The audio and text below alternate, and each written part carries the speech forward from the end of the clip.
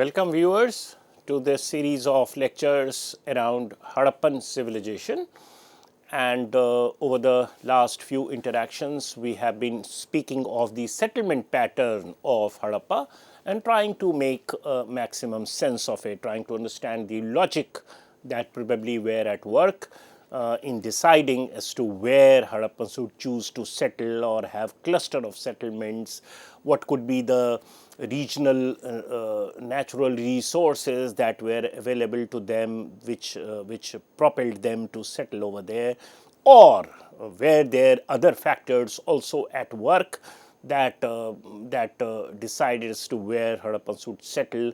Because if you look at the site distribution of Harappan settlement on Harappan map today, there are quite a few sites that seem to be located in areas which certainly are not very appropriate areas from rainfall point of view, from agrarian potential point of view.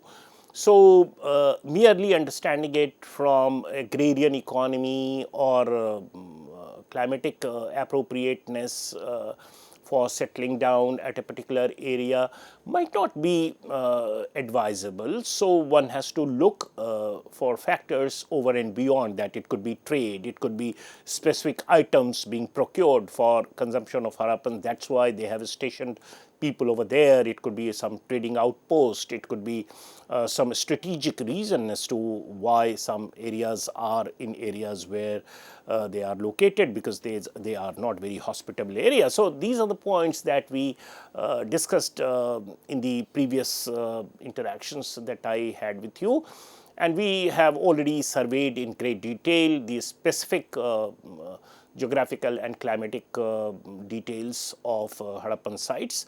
And this lecture alongside the previous one is about summing up our discussion on settlement pattern. So, there are some of the things that we arrived at after having discussed in detail specific sites and regions as to why, what could be the logic behind settlement pattern of Harappa.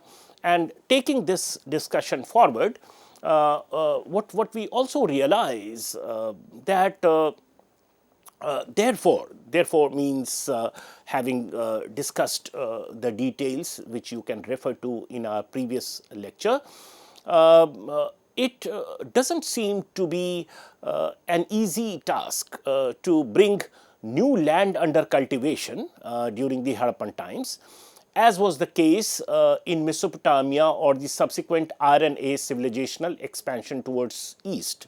Now, what is it that we are trying to say? Say river system that we get to see in this river system, the annual rainfall that largely semi-arid conditions in Harappa received in terms of specific sites, since the rainfall was just about optimal, it was not abundant, it was not very sufficient. So, it is just about something which makes cultivation possible.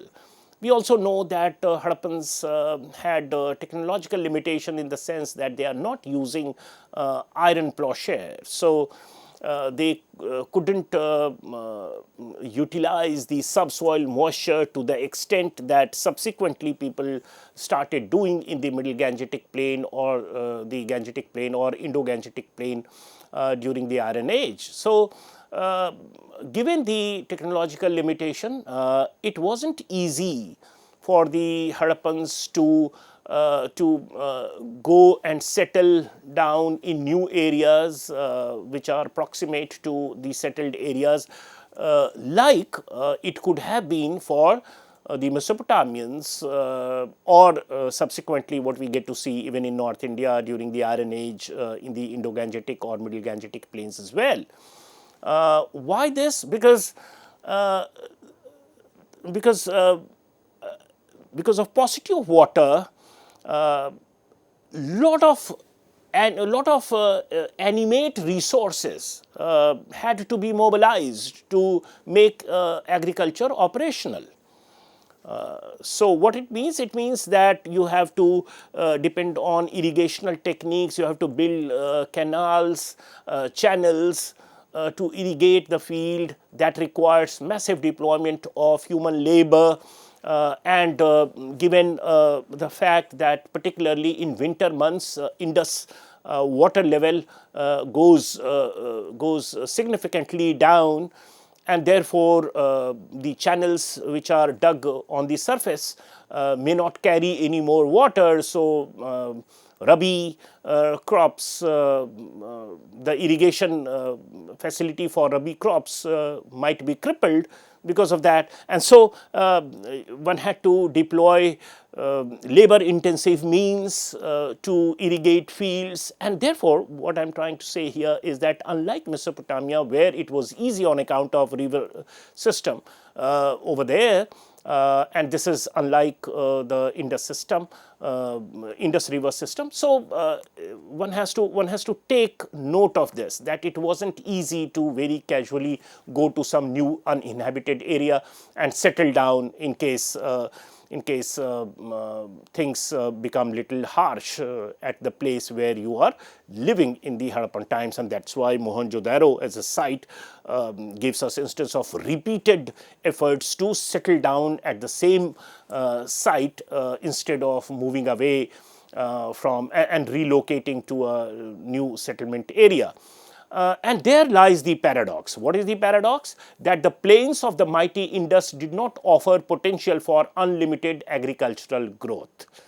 And this is where one has to understand that agriculture is not only about a river, a perennial river or proximity to it. One has to look at the nature of the river, one has to look at the notoriety of the river, one has to look at the level at which the water flows for irrigational purposes, and the water level all across the year.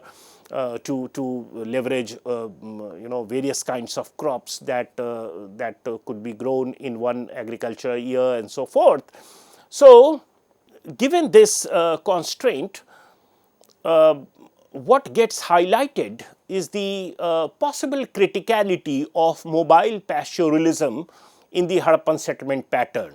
So even generally, if you look at the Harappan map, you will find that there are several dots representing sites, but quite unlike Egyptian Bronze Age map or Mesopotamian Bronze Age map, Harappan Bronze Age map will give you several vacant spaces. And vacant spaces would mean that these are largely uninhabited areas. And how despite this very far separated distribution of sites during the Harappan times, despite that, how come they are able to maintain that semblance of uniformity that we get to see as the civilizational picture of Harappan period? So maybe that the mobile pastoralists perhaps become the vehicle by which this uniformity, cultural or material, could be attained. They are the ones who carry several items, several ways of doing things, fashion, way of life, etc., to distant areas. Because otherwise, what is the fastest mode of transportation available to the Harappans? Bullock cart. And therefore, some agency has to be there which keeps intimating each settlement about what's happening in other sites and so forth. And maybe that it is the mobile pastoralist, because mobility is or migrations, seasonal migration is inbuilt into the life cycle of mobile pastoralists. And please remember that even till date, this area, what we know as Harappan area, is having a very robust evidence of pastoralism or communities that are always on the move with their sheep, with their cattle and so forth. for grazing purpose, and additionally they could also be manuring the fields as they passed by several areas.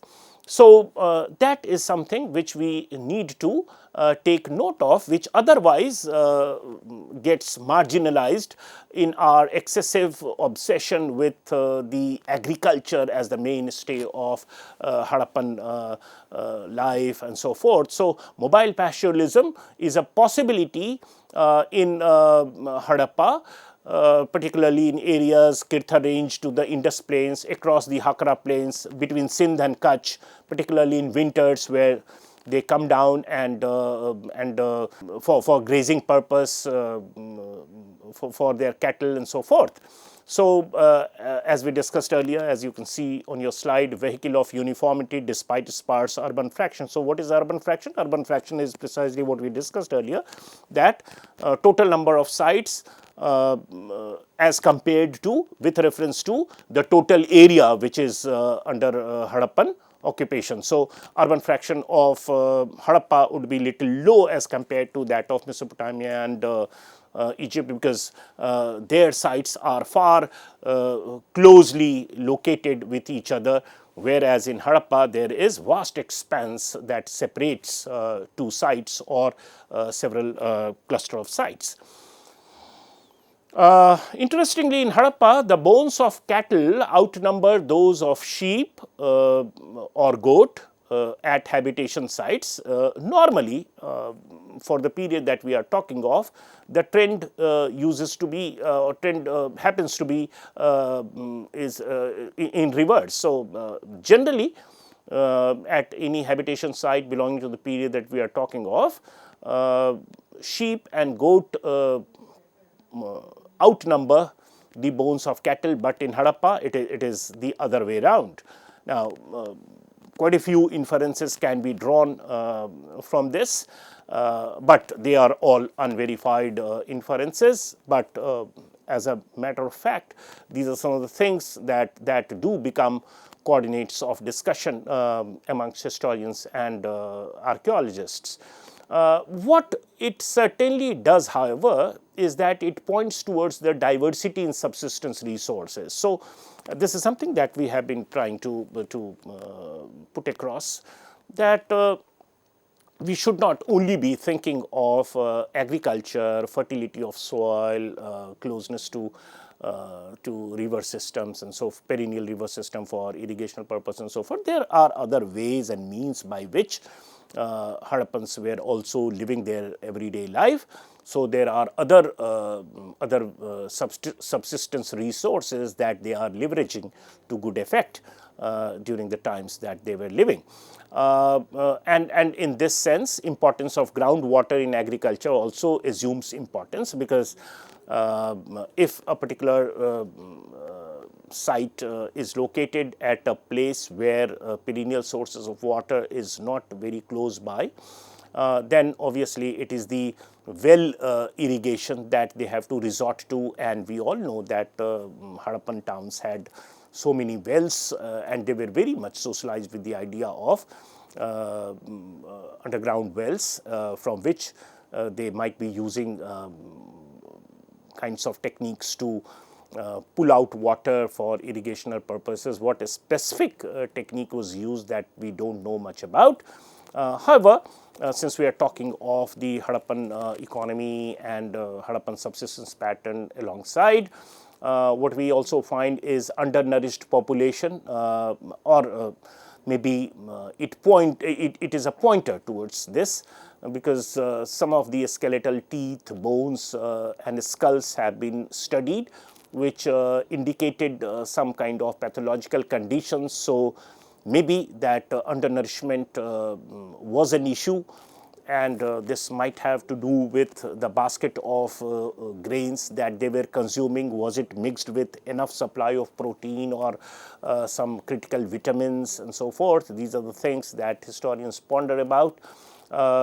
Nutritional stress can be indicated from interrupted growth of crown of teeth in some of the skeletons. iron deficiency, intestinal problems, malnutrition or malaria on account of stagnant water. We just spoke of wells in every household and so forth, mosquito menace, and even pathological skull or cranium because of such discoveries in archaeological excavations. So, from health point of view, these are some of the inferences that historians have spoken about. As in the earlier discussion, we said that we have floral resources, we have faunal resources of Harappa, and we also have some expressive art of Harappans, which come to our aid so far as reconstructing Harappan way of life is concerned. And in terms of Harappan art, obviously it gives us an insight into the minds of the artists, and therefore it becomes a rich source or important source of understanding culture, social values, religious beliefs of the Harappans. And this we have to stretch because we don't have access to the written script of Harappa. They have not been deciphered. So, the cultural and symbolic world in Harappa are peopled by untamed animals. They are untamed animals, they are not domesticated animals. Foliage, peacock, horned deer, this is the kind of animals that we get to see in artistic depictions of Harappa. There is evidence of glyptic art. Now, glyptic art is whatever is carved or embossed kind of a thing, which is coming out on a flat surface. So, it gives some kind of a three-dimensional effect. So, these are the carvings that are done on stone seals, and they come in huge number. It runs into thousands. So, glyptic art is one. Then it also comes as intaglios. This is reverse relief. So, something is engraved on a flat surface. So, if something is coming out of the flat surface as kind of depiction, that's glyptic art. And intaglio is something when something is some grooves are made or something is inscribed as a kind of groove to depict that art. So, we also have three-dimensional depictions in clay and faience. So, some kind of embossed thing on clay and faience. Faience is a kind of you can say pottery or some kind of utensil with some bit of zinc, and that gives extra shine to the surface of that object. And in Harappa we have evidence of such specimen of art as well. There are three-dimensional stone and bronze specimen. We have painted pots. We have depiction of tiger, elephant, rhino, bull as animals, and obviously they are not all tamed animals. So, they are untamed animals. So, they might be carrying some significance. They not only are cognizant of them, they might be carrying some religious or some significance for them. Overwhelmingly, however, in Harappan art, single subjects are depicted. It could be a person, it could be animals, it could be birds, rather than scenes or narratives or what is called narrative art. So, some story in a gradual fashion in progressive way through depictions, and this is something which is very common in India. In temples, if you go around the walls, you will find the entire Ramayana or some other Jatak story is depicted, is narrated through pictorial depiction. So, that is not to be found in Harappa. Generally, the depictions are singular. Animal figurines, usually made of clay, appear to be of somewhat rough workmanship, and they don't always betray an eye for details so far as the artist is concerned. And that's why historians do claim that a majority of the art specimen, particularly animal figurines that they get from different sites of Harappa, could be clay toys, or they could be the work of children, or terracotta cards, as they are coming as archaeological evidence from many parts of Harappa. They are not made by some artist as such, and maybe it's part of the culture. And even in India today, we find that particularly in the season of Deepavali and so forth, there is a very strong tradition of making clay figurines by children as part of culture. So maybe that it is that which was in operation over there. Bulls, of course, are the most common, but interestingly, no cow or cat figurine have been found from Harappan sites. Bronze miniature of buffalo, yes. Of a goat from Mohenjo-daro, yes. They are of good specimen, so it's not as if their craftsmanship is completely localized and not of good quality. There are, but not very many in number. There are some good specimen of craftsmanship, as is evident through bronze miniature of buffalo and goat. There is a particular technique where we make something of a very rough workmanship, some human figurine or something in a very flat way, and in order to depict a nose or eyes or some bulging part of body, we insert, we just embed a small piece of clay to show, to depict that body part. That's very rough workmanship, but and it is usually out of proportion also, but that's something that we found in plenty in several of the figurines from Harappa, and that again tells us about the popular or folk art that was prevalent in Harappan sites, and this is something that is carried over to this date, where we have children making such clay figurines and using those techniques. Then we have some stone portraits of men. Some have designated it as the priest king from Mohenjo-daro, the bronze dancing girl. These are epithets that have been added to some formal and well executed statues that we have found. The bronze dancing girl appears to be innocent rather than erotic, yet it's depicted as dance girl.